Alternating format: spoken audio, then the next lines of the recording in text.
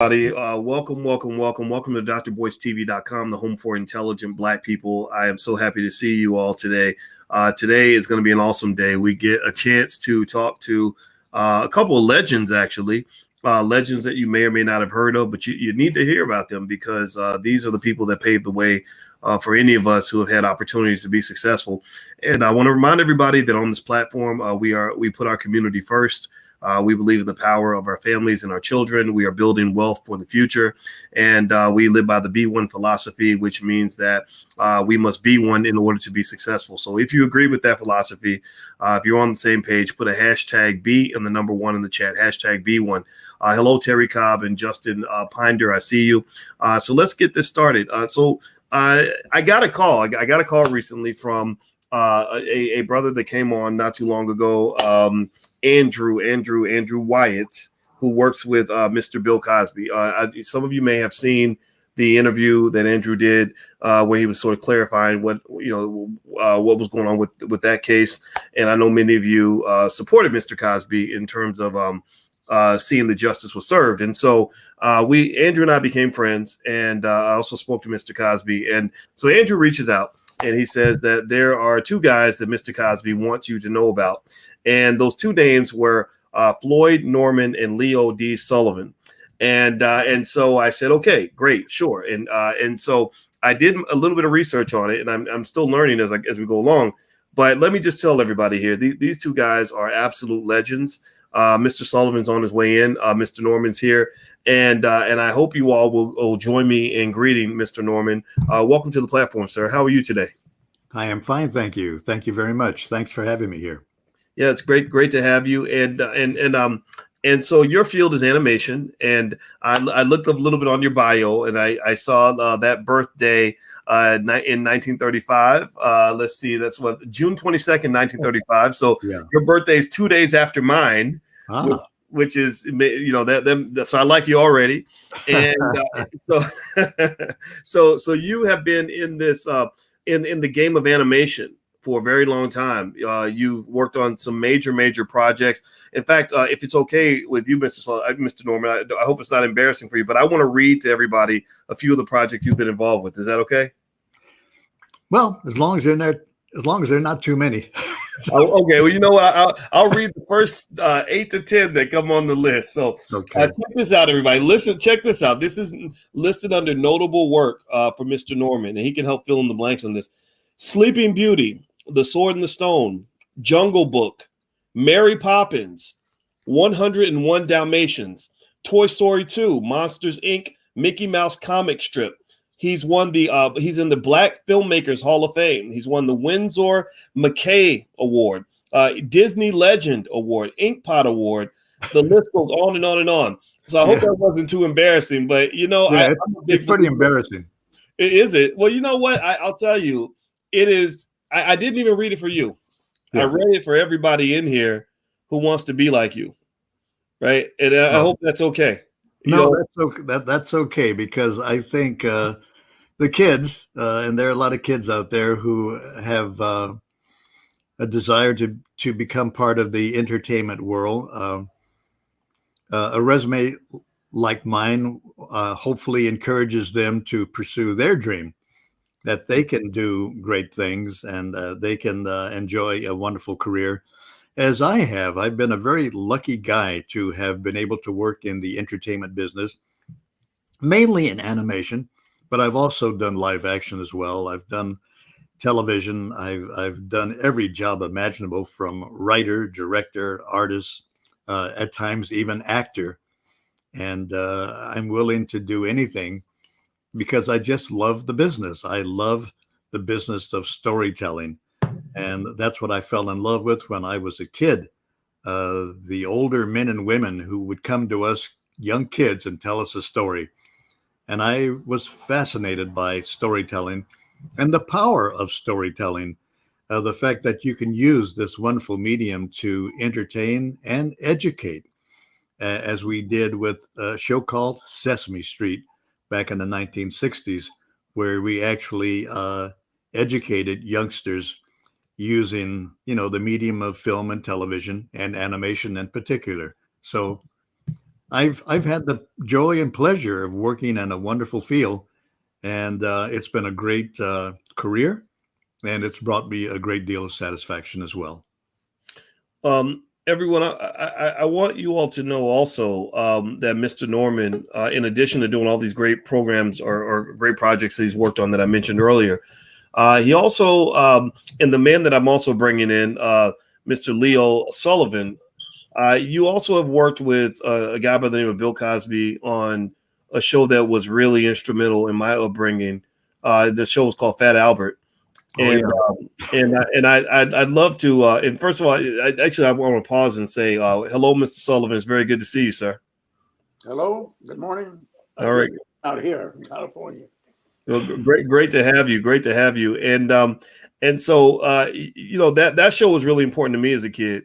And I feel like there was a difference between what was presented there, the intentionality of educating kids, particularly kids that look like me. Right. You know, as opposed to some other things maybe that are out here. Can you kind of talk about that? And maybe Mr. Sullivan, since you just got in here, and I'll introduce your bio in a second, and everything else.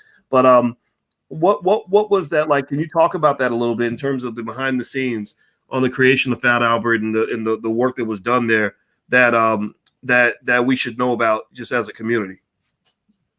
Well, that was kind of a bold experiment.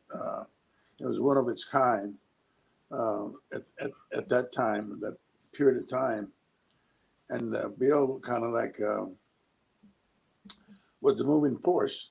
The Fat Albert special was based on some of his comedy routines that he did on stage and what have you. And so we had to adapt some of those routines into animated special. Comedy routine. And I was hired on to do animation and character design and you know, animation print things that we had to put into we had a director that was directing it, and we had to kind of comply to what he was doing, and we came up with animation things that we had to, Okay, so character development, and you said the adaptation of his routines into a cartoon. Okay, so you know, I think one of the things that really impressed me the most about animation at the level that you men have worked on it with is people. I think people don't understand or appreciate how much work and how much preparation it takes in order to do that. I mean, it takes a lot of time to put all that together, right? Mr. Norman, can you kind of speak to that in terms of things we don't know about how difficult it is to do something like that? Well, animation is labor intensive in the fact that it's a motion picture made by hand. You know, animation, traditional hand drawn animation, and certainly what we were doing back in the 1960s with Fat Albert was all drawn by hand. And that is artists at the drawing board, literally drawing every frame of film to bring that Fat Albert special to life. So animation is a unique kind of filmmaking in that, yeah, we do have actors who provide the voices for the characters, but it's mainly the animators who labor over their drawing tables for hours and hours, for days, for weeks, sometimes for years, bringing these cartoon characters to life. And as Leo spoke about when they first developed the Fat Albert special back in the 1960s, it was taking Bill Cosby's comedy routines and then building a narrative to make those routines work as an animated cartoon. And the Fat Albert special was very special back at that time. It was one of the most exciting projects I had ever been involved with. And I'd been involved with a lot of things, but Fat Albert was certainly special. Okay, so let me jump back to you, Mr. Sullivan. How did you get into animation? What drove you in that direction in your early life? Well, I was always an artist and learning how to draw from grade school on up, and I stayed with it. And then I would see cartoons and everything, and I said, well, I wonder how they do that.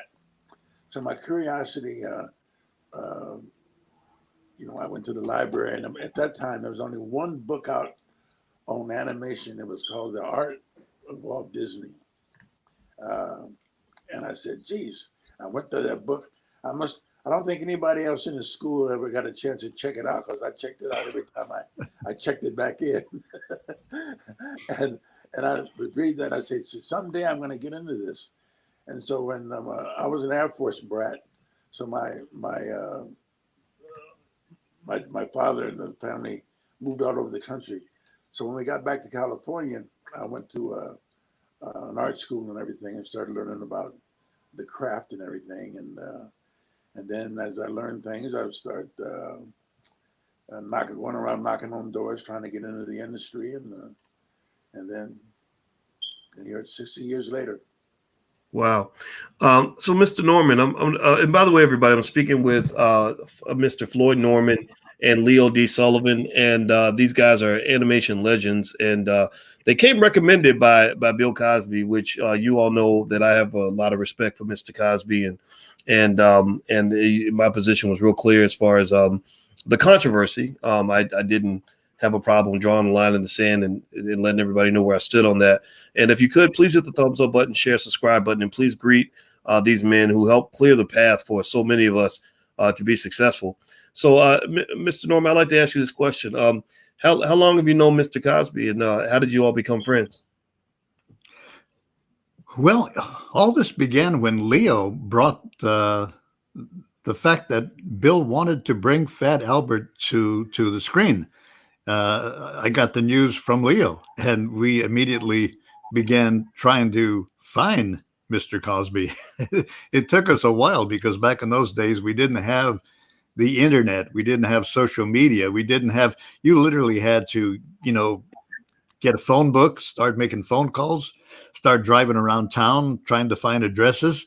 So it took us a while to find the company that Bill was a partner in.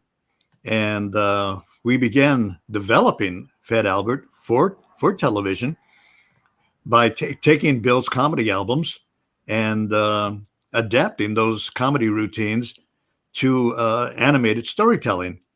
But I remember Leo made the first steps, because he was the one who encouraged me. Let's track down Bill Cosby. Let's try to find him and convince him that we're the guys who can help him bring Fat Albert to life using the medium of animation. So this was back in the late 60s, I believe, when all of this took place, and it was a very exciting time. Wow. So Mr. Sullivan, okay, so it sounds like you all were involved in the origination of Fat Albert. Now, I wasn't sure how deeply you'd been involved. So is it fair to say that if you all hadn't reached out to Mr. Cosby, that maybe Fat Albert might not have ever come to be? Or is that am I saying too much by saying that, Mr. Sullivan? Yeah, you're saying too much by saying that. Really? What happened is that I worked in another studio previous to that. Bob Clampett. Bob Clampett was the guy that did Tweety Bird and Sylvester the Cat for Warner Brothers.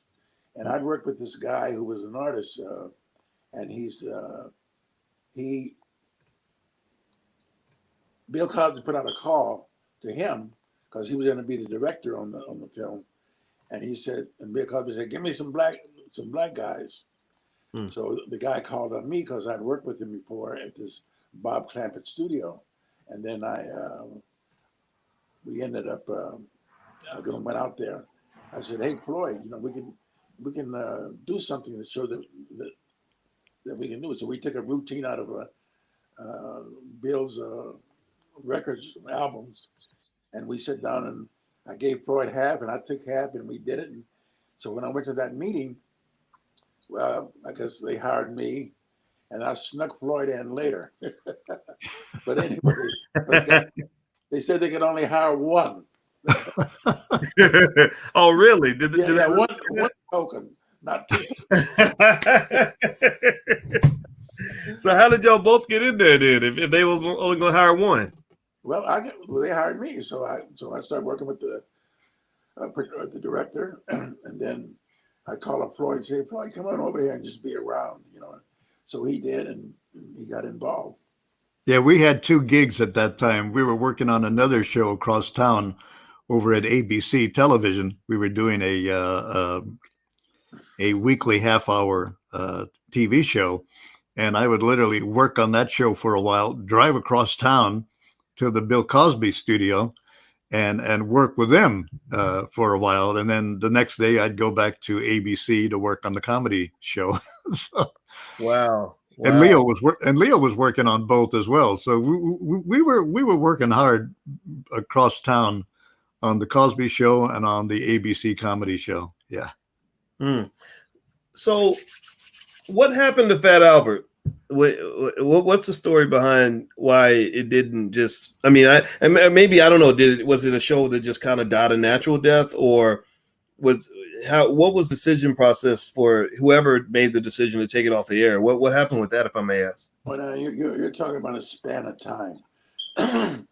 We did a special. The thing that Floyd and I are talking about is a special. Was a special with Fat Albert called "Hey Hey Hey, It's Fat Albert," and that ran on, I guess it was ABC at the time. NBC. NBC. Yeah. And as a result of that, they did a TV show, and they must have did about how many seasons, Floyd? Oh, it was very successful. Yeah. It was done by a studio of Filmation. Right. And so they picked up the series, and they did that for about 10 years or more. And then I guess times change. You know, studios like NBC and ABC, they go on to the next craze or whatever. But during that period of time, guys like you were little boys and little girls. Yeah. And they watched that stuff. That stuff was being done by people like myself and Floyd. Well, you know what? It made a difference for this little boy. You know, that's one of the cartoons I remember more than anything as a kid. And I want to ask everybody, first of all, I want to let everybody know who I'm talking to. I'm talking to Mr. Floyd Norman and Leo D. Sullivan. These men are absolutely extraordinary, legendary, well accomplished, particularly in the field of animation. And I hope you will greet them as you come through the door. And I want to ask everybody a question. As everybody hits the thumbs up button, please hit the thumbs up button so that more people will see this video. We're trying to build our own media here, and it's hard to do, so we can use your help. I want everybody to give me a yes or no if you've ever seen an episode of Fat Albert. Give me a yes in the chat if you've seen an episode of Fat Albert. If you put a no, anybody that puts a no in here, I want all the yeses to get on them and tell them to go watch Fat Albert. You got to go watch it. And because I'll tell you, there's something about, and I think that this is what a lot of the folks here appreciate about Bill Cosby and the things he's been a part of, is that there's something that makes you feel good about the shows that he's been a part of. You know, sure, there's other things that people can talk about or whatever, but you know, but when I think about Cosby Show, Different World, Fat Albert, those are just three shows that just made me feel good. It made you feel proud to be black. You know, a lot of people say, "Oh, it's unrealistic to have a healthy black family on TV." You know? Right. And that's what we're combating with our brand. Yeah, and I want to ask you about that. So, in fact, we can switch in that direction. Before we go there, oh please, Floyd and I did the first Soul Train. Really? Yes. Tell us about that. That little train that came out saying "Soul Train." Floyd and I did that. Really? Okay. With Don Cornelius, yeah. Yeah. So y'all did the animation for Soul Train. Yeah, the main title animation, right? See, okay. now I'm embarrassed because I should have known that. Tell me more, please. Well, Don Cornelius came to us and through somebody that we knew and said, "You guys, can you do this?" We said, "Yes." Can you have it to us by? Well, I think how long did it take us to do that for? It was a couple of days. It was a very fast turnaround. We had to do it in like 2 or 3 days. And we had our children and our cousins and nephews painting the sails of the drawings as Floyd and I drew them, and then we shot it on camera and took it down to Don Cornelius. He says, "Okay, it's a goal. Let's go with that," and that rest is history. Wow, wow. Let me. You know what? I pulled up a Soul Train intro. Is this you guys right here? No, I don't think So no. that's not the one. No, ours was very simple. It was like a regular train coming out, spelling out the word Soul Train. There was about after that, as the years went past with the Soul Train show, there were about 3 other iterations that took place. They wanted me to do the second iteration, but I was doing something else, and we didn't have time now. Okay, so was this Soul Train intro? Was this used during the 70s, the 80s, or 70s? Well, actually, it was the pilot for the first show, so it was used throughout that probably the first and second seasons of Soul Train. Yeah. Really? Okay. Yeah, but it was the first. Now, did you all get to know Don Cornelius while he was alive? Yeah, well, we had meetings with him when we were working on Soul Train. Huh. When we were doing the show, Yeah. I used to take him around in Los Angeles because he was coming out of Chicago. We go to all the night spots. Really? He would shoot 4 shows on the weekend for the month. Whenever he did a shoot, he'd come to LA, and then he moved to LA, and then the Soul Train gang and everything, the dancers and everything, were all recruited here in Los Angeles, and that was it. Yeah, those kids would dance for hours. Remember that, Leo? They'd be dancing. Yeah, they would dance for hours. Yeah. Because they had to do 4 shows. Right. 4-hour shows. Wow. Well, I'll tell you, I watch Soul Train too. Everybody in the chat, type Soul Train in the chat if you watch Soul Train. So you guys have had extraordinary experiences, and you're far from done, because it sounds to me like you've got something else iconic that you're working on. Afro Kids TV. Did I say it right? Yeah, we have AfroKids.com. AfroKids.com. Okay, tell us about Afro Kids. Yeah, Afro Kids TV. We have the AfroKidsFamily.com. And we have the Leo Sullivan Multimedia, which is the main corporation, which all those entities are under, representing the Afro Kids brand. Okay. So tell us about Afro Kids. So you two are working on this together? Right. Yeah. Okay. So what should we know about Afro Kids? I'm gonna share a screen so everybody can see, and I'll put the URL on the screen. What's the thinking behind Afro Kids? To present positive images to our kids and Black families, because they don't get that very often, and the mainstream sort of like saps all that information and puts Black families, especially Black children, at a negative way. They don't get to see positive images that represent them in any great form. So when I came up with the idea of Afro Kids, I said, well, look, let's do something that just addresses our niche and try to address a problem. We're not necessarily the solvers of the problem. We're just offering an opportunity for parents to dig in and work with their children and look at things, because most of the parents these days have a tendency to hand their kids off to the system. And the system messes with their minds because they don't get the true facts. And what we represent stories about Black history, lessons of learning and building self-esteem and self-worth and all those kind of entities, subjects, and it goes on and on.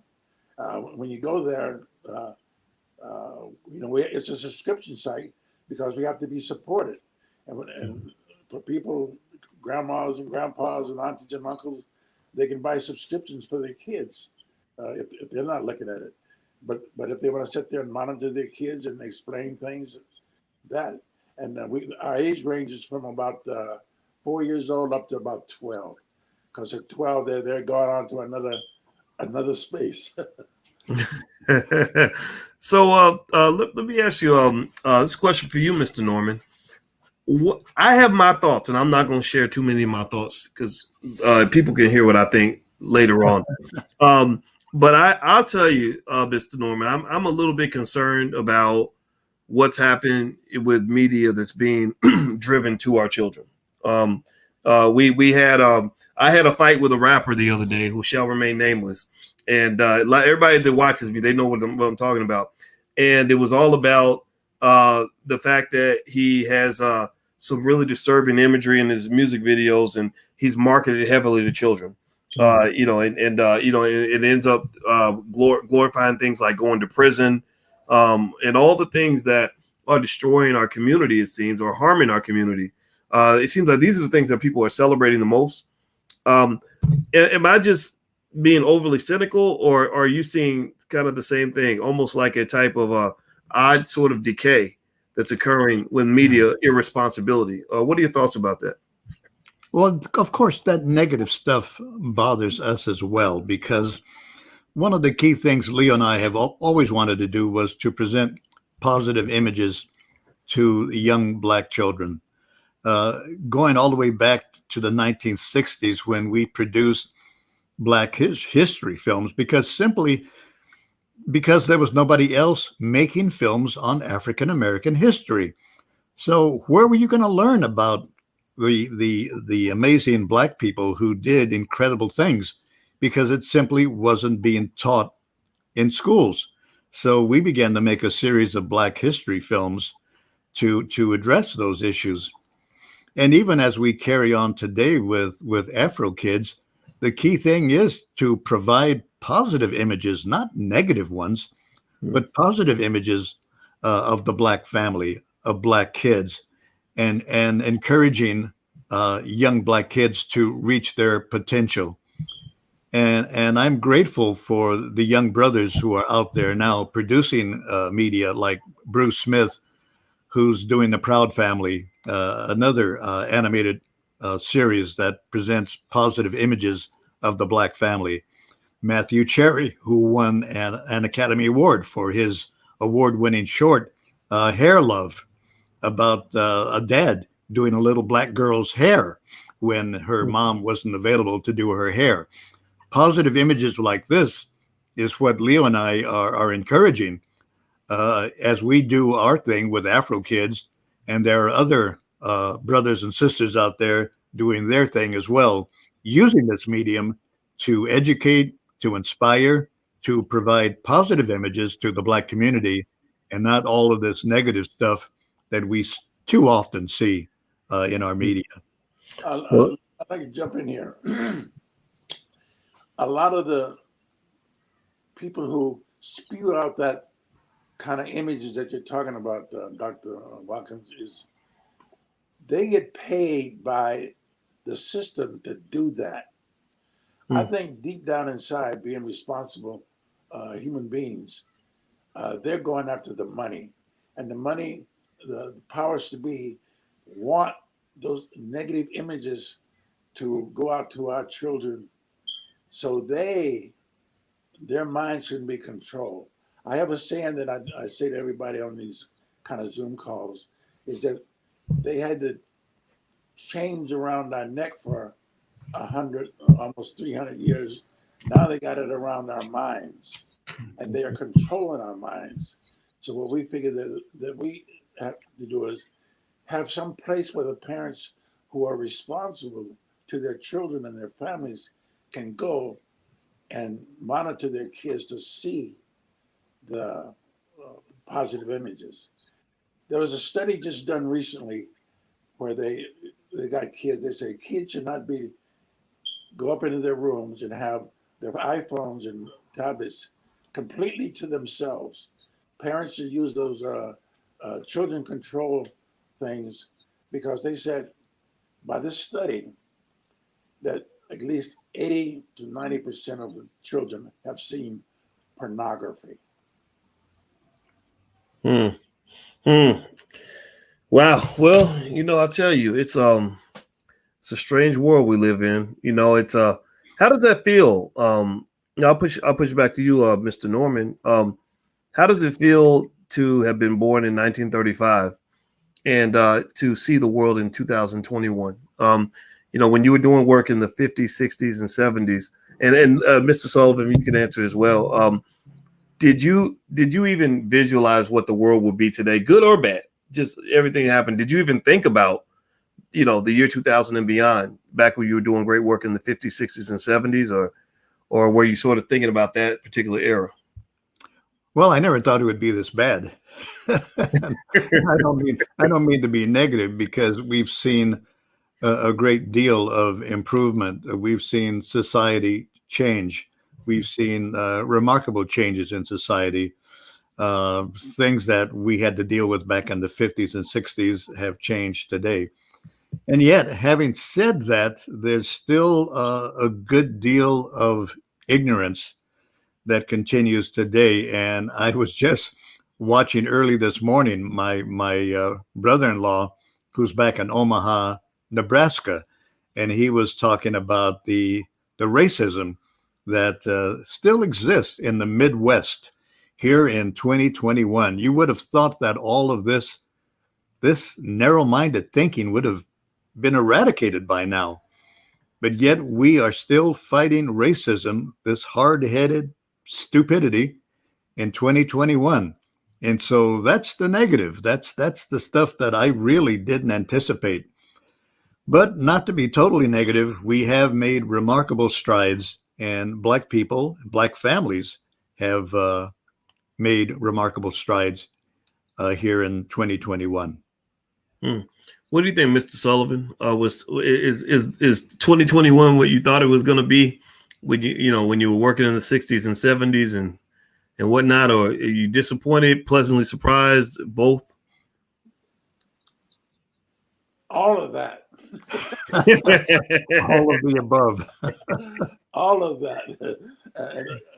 And the thing is that, Floyd and I have always been two guys who just did our job and thought positive and everything, and working in the various studios and everything.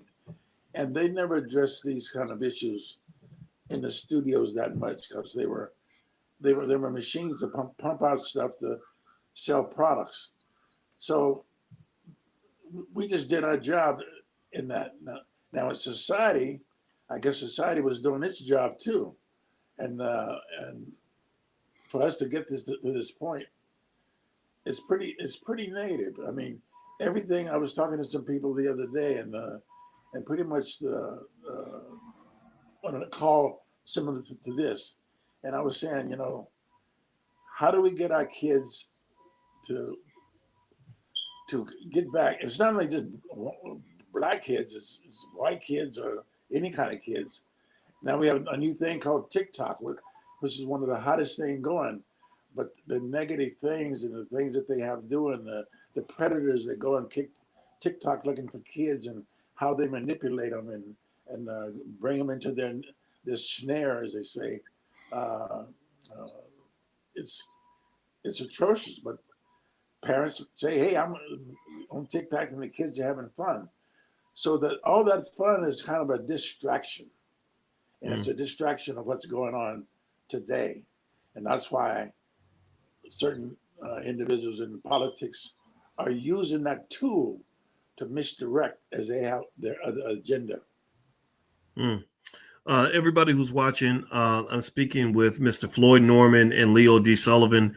These individuals are legends in filmmaking and animation, and just have done amazing work on shows like Fat Albert and Soul Train and many others. If you could, please hit the thumbs up button, share, subscribe button, and greet these brothers in terms of letting them know how much you appreciate the great work they've done. Also, their website is Afro Kids TV. That's Afro Kids TV. Go take a look at it. It's very, very good. We talk about supporting the things we believe in. It's not enough for you to complain about the things you don't like. You got to speak up for the things you do like, and you speak by what you support financially, right? So if you agree with and understand what I'm saying, put a yes in the chat. Let me know you're at least going to go take a look at Afro Kids TV. Go visit the website And then if you want to subscribe, feel free to do that. It looks like that you guys, your app is on all the different devices, Roku and everything else.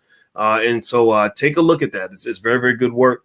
And I want to ask, how long have you two been friends?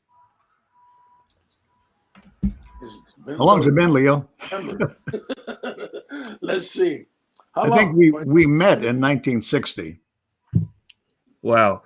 And so, okay, so let me see. If I'm doing the math right, Mr. Norman, you were 25 years old approximately, right? Is that that sounds about right? Yeah. Okay. So 1960. What was the context under which you two met and became friends? Leo came looking for a job at the Walt Disney Studio. I had already been at the Disney Studio for a couple of years, so I was already there when Leo came in looking for a job. Well, he didn't take that job at Disney. But what he did do, we kind of formed an informal partnership and began working together. And believe it or not, we've been working together ever since that first meeting in 1960. Wow. So Mr. Norman, so while you were working at Disney on all these iconic projects, I saw the list. The list kind of blew me away. I saw Sleeping Beauty and The Jungle Book and Mary Poppins and stuff like that. So, and Toy Story. So while you were working on these different projects, you would also get together and work with your friend Leo on other projects as well. Is that kind of how it went? That's right. That's very true. Leo was working for Bob Clampett Studios at the time, but we would meet after work. We would meet in the evenings and make our own films. And for us, it was almost like a way of educating ourselves. We wanted to do more than just a job. We wanted to be producers and writers and directors and storytellers and do our own thing. And so we knew that the only way we could do that, we would have to do it on our own. The studio would give us a job, but the studios were not going to give us an opportunity to be a producer or a director. We knew that that door was closed. So we knew the only way to do that would be to educate ourselves, to allow ourselves to learn how to be a director, to learn how to be a producer, to do those jobs that the big boys were doing. And we knew that the only way we could do that was to start our own company, which we eventually did. We formed our own production company, and that way we began to learn even more. Wow. This is really interesting. And I'm telling you, I got educated. Obviously, I'd heard about Walt Disney Studios, and I did research on Clampett Studios, and they've done some pretty iconic work. I'm gonna share a screen as you talk about it. So, Mr. Sullivan, tell us about the work you did with Clampett Studios. It looked like they had some iconic brands. I see Looney Tunes, DC Comics, things like that. What are some of the projects you worked on, if I may ask? Oh boy, now that's Floyd and I talk about this all the time. There are so many. Yeah, I worked on. So for all you folks listening or watching, Beanie and Cecil. God, my mind is going blank right now. But just to give you kind of a potpourri of things, Spider-Man, Fantastic Four, The Incredible Hulk, Scooby-Doo. I did lots of Scooby-Doos. Richie Rich. Space Ghost, Tiny Animaniacs, The Fantastic Four, Superman, Spider-Man. That's enough for now. Wow. That's a lot. I want everybody to take a minute and kind of take in what he just said. I mean, you're kind of going, you got a lot of us just going through our whole childhood right now. Oh, yeah. And just thinking about all these iconic images and things like that. And so Mr. Norman, I'd be curious to ask you, I'm gonna tell you, I talk about the Disney company a lot as a template, for just, how to masterfully run an organization. I have a lot of respect for Disney based on the business model that I know. I've been a shareholder for a long time and stuff like that. Now, you worked at Disney Studios during the life of Walt Disney, correct? Well, at least 10 years of the the old maestro's life. I was at the studio, started in 1956, and Walt Disney passed away in 1966. So at least I worked under his leadership for a decade. So, but then again, I left Disney when Walt Disney passed away in 1966. And really, that's when our company, Vignette Films Incorporated, had just been launched. And Leo Sullivan and our partners, Norm Edlin and Dick Allen, encouraged me to leave the Disney company and to come work at Vignette full time, because we were developing a slate of Black history films. We were doing the projects such as Soul Train and so many other projects that I can't even remember all of them.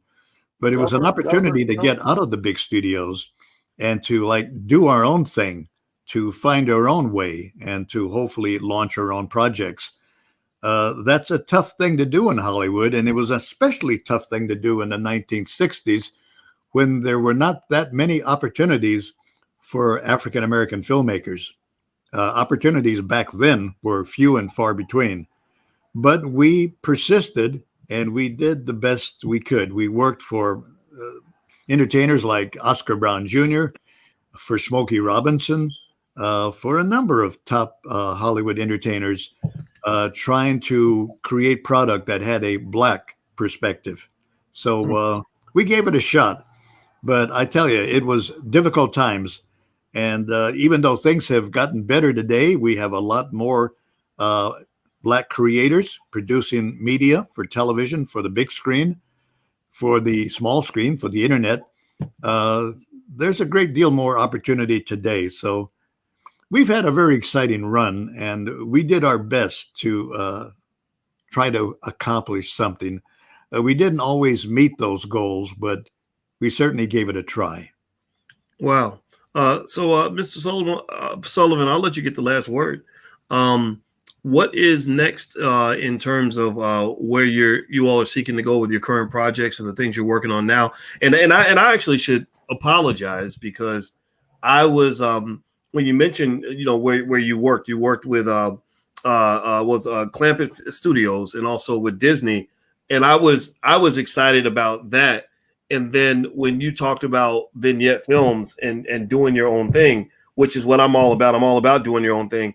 I had to sort of pause and say, it almost seems that we have this process of putting certain people on a pedestal when we should be putting ourselves on the pedestal first. And so it's that brainwashing. When you said the chain around the mind, all of us are victim of that, Yeah. And maybe so that was a moment of awareness. And so let me ask you this, Mr. Sullivan.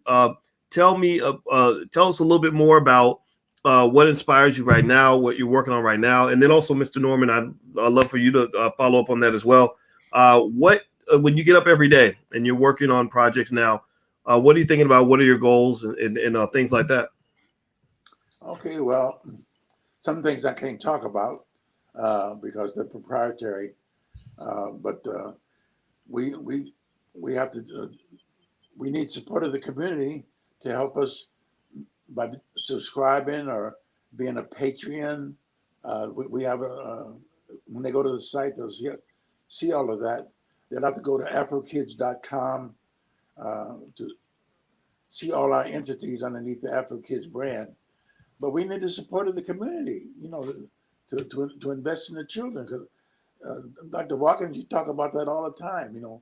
People building equity, in the community, and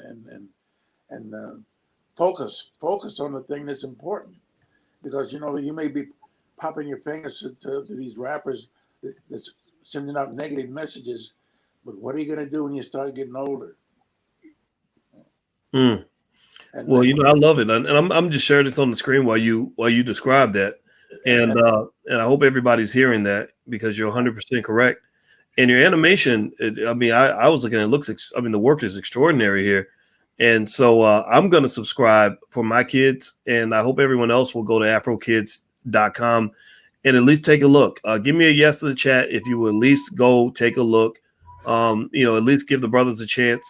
And also give me a yes in the chat. Give me 2 yeses if you're going to also share this video so that others can see it. Remember, ABC, NBC, CBS, there's nothing magical about these companies, but they have this thing called distribution. Distribution is very important so that the best ideas get out there. You all are our distribution network. Everybody in here is a part of that network. So I want you to consciously take control of that process, take ownership of that, and just say, hey, I've got social media. I can share this link. I can go tell some people about afrokids.com, right? Maybe it's good for my cousin. Maybe it's good for somebody else. So I encourage you all to do that because we need all hands on deck. If we're going to rise up as a people, we can't just wait just for a couple, 2 or 3 superheroes to handle everything. We've all got to pitch in. Okay. So give me 2 yeses if you'll do those 2 things. Just take a look at the site. You don't have to do anything, but at least take a look. Hopefully you'll subscribe. If not, that's okay. 2, share this on your Facebook, your Twitter, your Instagram. Tell other Black people about what great Black people are doing, because I don't know about y'all, but I personally am super excited about the fact that I got a chance to meet 2 heroes that aren't going to get the same respect or the same support in mainstream media that they're going to get here, but they should be getting it here, right? We are your mainstream media, and these are the people that I'm going to put on my wall of legend. So, Mr. Norman, maybe you can close us out here. What's next for you, sir? Well, I will continue to work with my longtime associate, Leo Sullivan, on Afro Kids. We're very excited about that, where that's going to go. I've had a long career. Thankfully, it's not over yet. I've been very grateful for the years I've been able to provide entertainment and education for kids. I'm just happy to know that I can continue at the ripe old age of 86, that I can continue doing that with Afro Kids. So I'm just excited to get up every day and continue to work, to continue to entertain and educate and inspire a whole new generation of Black kids, to let them know that they can be successful. All they've got to do is put their minds to it, do the hard work, and know that they can be successful as well. Forget about those negative images. Think positive. And that's what we want to do, is encourage families to have positive attitudes passed down to their children. Well, I don't know about everybody else, but I'm feeling pretty inspired. How many of you are feeling good right now after hearing this great story? And also, I hope you will express appreciation to our extraordinary guests. I'd love for you guys to stick around after after I shut down the interview, because I know Mr. Norman and Mr. Sullivan, you have reached out about partnering with us with support on Afro Kids TV. I'm 100% behind that, so I'd like to talk to you about that now. And I want to also thank everybody, all of you that are part of our army, our distribution network. We love you, we appreciate you, and this is critical, everybody. One thing, I don't know if you all know this, Mr. Norman, Mr. Sullivan, but I have all the students in the Black Business School read a book called How the Jews Invented Hollywood. And it's not anti-Semitic or anything like that. It's basically how that community created Hollywood as a power play so they can control their own images and achieve tremendous amounts of economic, political, social power, etc. And so this is part of the blueprint. And I want everybody to know that we're not the first ones. We're not the first generation to do these things. Your parents, grandparents' generation had their own heroes. You just may not know about them the way we should. So let's honor them by doing our part and going out here and kicking some butt, because you can't tell me we're not the greatest. So God bless everybody who's watching. Please hit the thumbs up button on your way out. Please say goodbye to these wonderful gentlemen. Thank you all. Thank you, Mr. Norman, Mr. Sullivan, for coming by. And we will see you all soon. Have a great day. Bye-bye. Bye-bye.